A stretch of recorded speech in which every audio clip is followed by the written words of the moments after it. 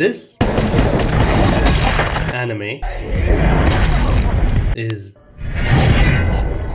apparently bad. Not that I call myself a superhero, but your mom does. For an anime that I thought that was fairly good, it really surprised me by how much of a mixed reception this anime got. According to the fans of the original games, this anime was literally the worst insult to the entire DMC franchise. I didn't make that up. But there are certain changes that are super different from the games and the anime. Changes that the fans didn't really appreciate, like Dante having that TikTok Riz haircut, Dante throwing quips like a Spider-Man clone, Lady not being a sex doll. All of the things related to the games I will not be talking about, because this is an anime channel. I talk about anime, and the Devil May Cry anime is what I'll be talking about. Because the anime itself is not that bad. It's got some sick ass fight scenes, not all the time, jokes that are sometimes funny. You think we're with them? She's a sapien. The sapien. The sapien.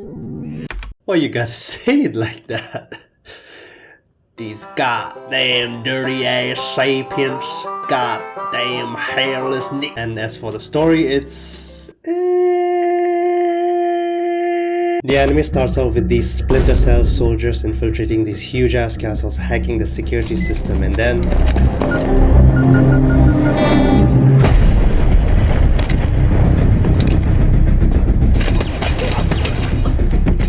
Whoa. Rewind that bit. Why the do these guards have modern day security cams but don't arm themselves with guns? This ain't the 2000 BC when Queen Elizabeth was still alive.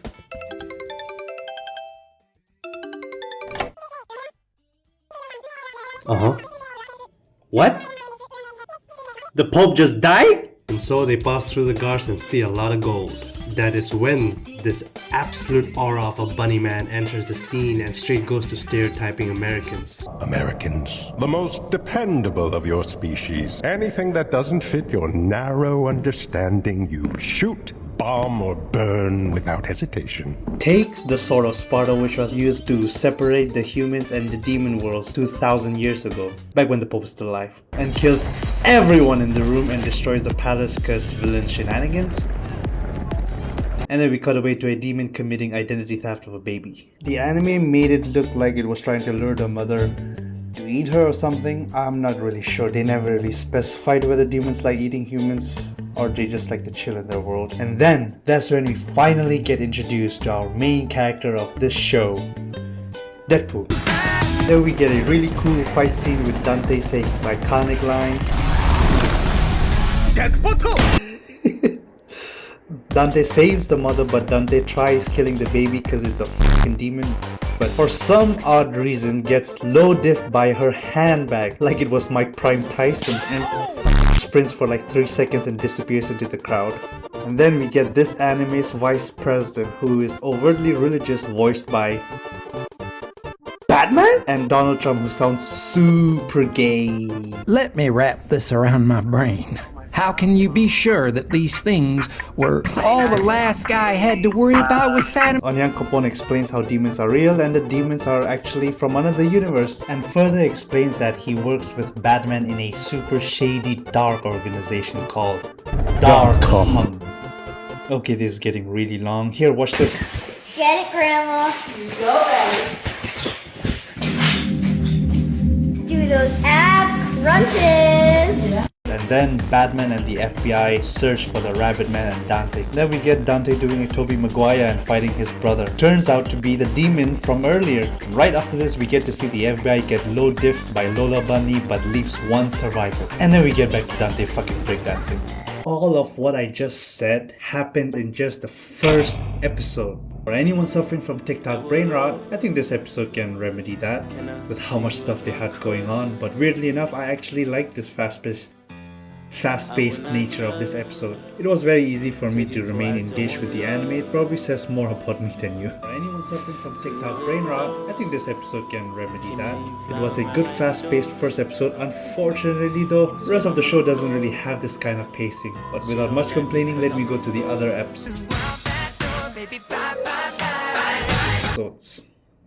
Batman hires goons and orders them along with his Suicide Squad. Orders them to fetch the amulet because the amulet is needed for the Sword of Sparta to work, and this amulet was worn as a necklace by this mysterious owner. And one of the goons asks what his name was, and Batman replies with, "His name is Dante." Laughter ripples through the room. That is until a lone voice from the back cuts through the noise. "Laugh while you can. You won't be much longer," he says. Calm but cold, as he describes how Dante was something else, something beyond a monster. The way he moved, the hits he took. "He'd be dead if it wasn't for him," he exclaims. And after saying all that, he stands up and leaves, saying that no amount of money could convince him. $500,000.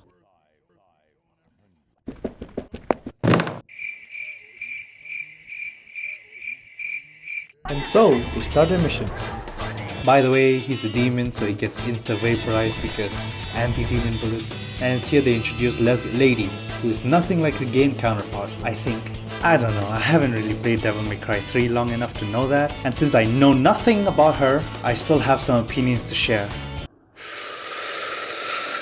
She's alright, although it does get obnoxious and dare I say cringe with how much she swears. Fucking motherfucker. Fucking asshole. Fucking not. Fucking fuck you. Fuck that. Fucking fucked up. Fucking motherfucker. Fucking. How do you fit those balls in that skin-tight uniform? Laugh your fucking. Sometimes she can be cool, but I won't lie. What she did in episode 8, oh my god. She deserves every hate she's getting online. Or she was. Yeah, I'm very late on Devil May Cry right now.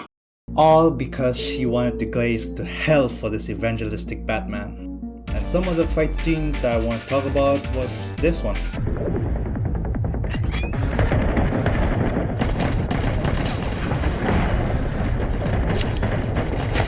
As cool as this scene was, not gonna lie, the game did it better, hitting every bullet with his own bullet, and now that is a jackpot. Ow! What was that for? Never say something so corny like this again.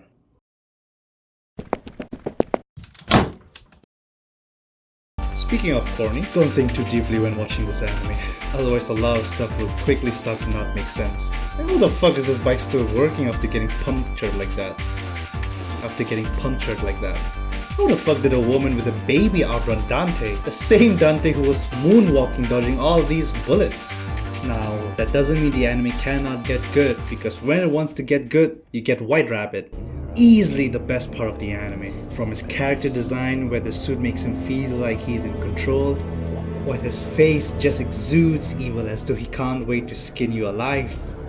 His backstory equally compelling as it is tragic, all of which comes together through the amazing vocal performance of Hoon Lee. Now, we all go down the rabbit hole together. Then he turns to the final boss Joker from Arkham Asylum. If you need to chill down and just watch cool shit happening in front of you with a really badass villain but mid-ass story, give this a try. Also, the last episode, that was weird. I found it weird but hilarious at the same time. The whole invading another world in the name of democracy almost feels like I was watching a parody of Helldivers 2. Although Helldivers 2 is more of a parody in and of itself. And another reason to watch this anime is this man right here. Apparently he votes too. Boy, am I starting to regret voting for this guy. A lot of political jokes and references. That's crazy. But nothing that took me out of the story though. Yeah, this little Mexican man here seems pretty chill though. Was that racist? I don't think so. I mean, he's Mexican, right? I swear I'm not